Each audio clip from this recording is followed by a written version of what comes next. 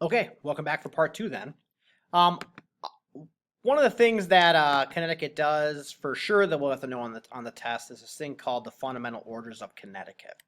Okay, this is basically just talking about why he went there, why Thomas Hooker chose Connecticut. So again, in 1639, the settlers in Connecticut adopted the Fundamental Orders of Connecticut.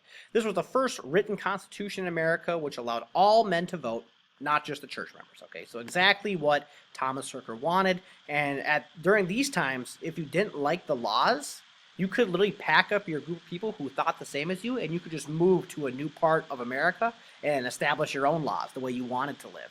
All right, so kind of a perfect win-win, and that's why you see all these little colonies and settlements get started up. All right, so within the next 25 years, word spreads about the New World. Mainly, there's a lot of like economic opportunity. That's still the same thing in America today, right? The American dream to get rich quick, you know. So that's still around.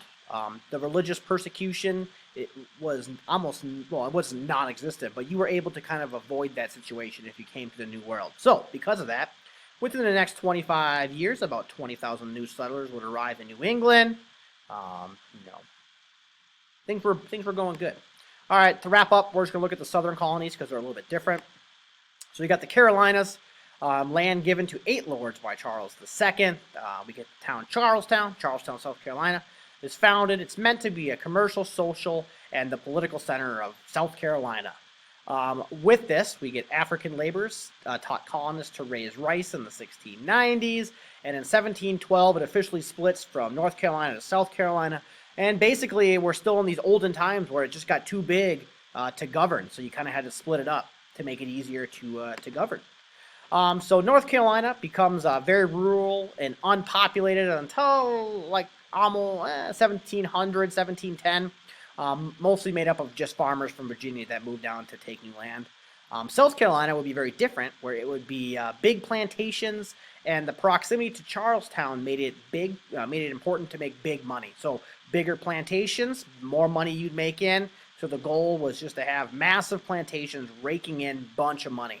And because of the massive plantations, South Carolina ends up becoming the only colony where slaves actually outnumber the white population there. So if you were in South Carolina during these times, if you were going to run into somebody, chances are they were going to be a slave rather than a free white person. Georgia is my favorite colony just because of the way it started.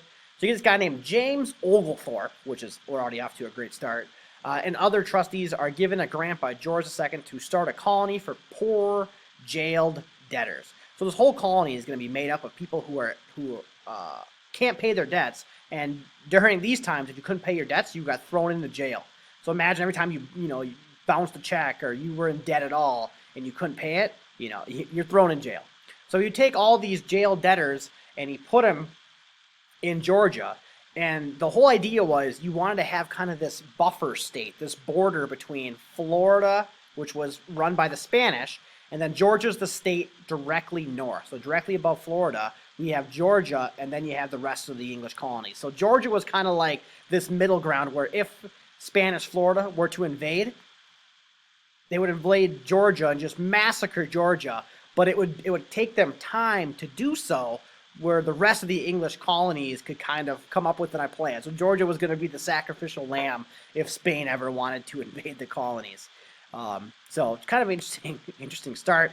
Oglethorpe wanted to avoid the rise of plantations. He wanted things to stay small and be more family owned, not family owned, but just more smaller family grown crops.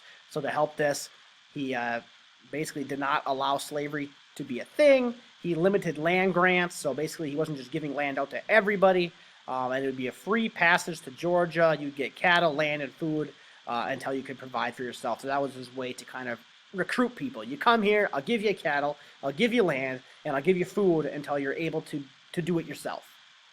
One successful colonist went to expand. Eventually, they just got too big. In 1752, they gave up the charter because basically people wanted to make big money, and big money was in the plantations. It wasn't in these little family farms.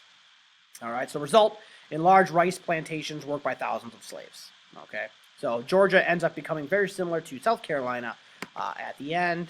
And again, why would the English want colonies? Most settlements were intended for profit. Even the Pilgrims were headed to Jamestown to basically find gold before they got blown off track, and obviously that stems to a whole new story. All right, those who came for religious reasons were still expected to make a living. They would trade with Great Britain, and the British would then have access to all the colonial resources. And then you guys, I'll have this video up as a separate little deal, so you can just click play, and watch this, and you'll be good to go.